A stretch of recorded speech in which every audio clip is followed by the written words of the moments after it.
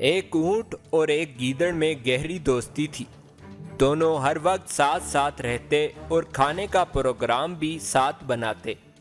ایک دن انہوں نے خربوزے کھانے کا پروگرام بنایا۔ خربوزوں کا کھیت دریا کی دوسری طرف تھا۔ گیدڑ نے اونٹ سے کہا، دوست، تم تو دریا کے دوسرے کنارے پر پہنچ پاؤ گے، مگر میں کیسے جاؤں گا؟ اونٹ نے جواب دیا، فکر نہ کرو، میں تمہیں اپنی پیٹھ پر بٹھا کر دوسری طرف لے جاؤں گا۔ دونوں دوست ندی کی دوسری طرف پہنچ گئے اور خربوزے کھانے لگے۔ گیدڑ کا پیٹ چونکہ چھوٹا تھا، جلد ہی بھر گیا۔ اس نے کھیت کے کنارے بیٹھ کر چیخنا شروع کر دیا۔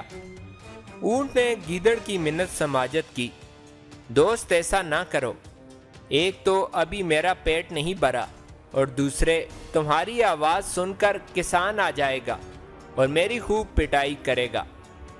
مگر گیدڑ نہ مانا اور کہنے لگا، میں عادت سے مجبور ہوں، اگر میں کھانا کھانے کے بعد نہ چیخوں تو پیٹ میں درد شروع ہو جاتا ہے۔ گیدڑ شور مچاتا رہا اور اس کی آواز سن کر کسان اور اس کے بیٹے لاٹھیاں لے کر پہنچ گئے۔ گیدڑ تو جھاڑیوں میں چھپ گیا، مگر اونٹ کو انہوں نے بہت مارا۔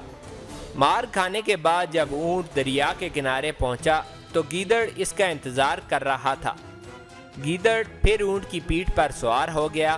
جیسے ہی وہ دریا کے درمیان پہنچے، اونٹ نے پانی میں غوطہ لگانا چاہا۔ گیدڑ نے کہا، دوست، یہ کیا کر رہے ہو؟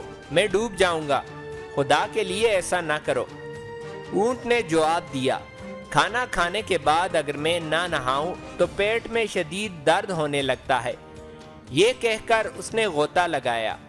گیدڑ تیز لہروں میں بہہ گیا اور چند غوطے کھانے کے بعد ڈوب گیا۔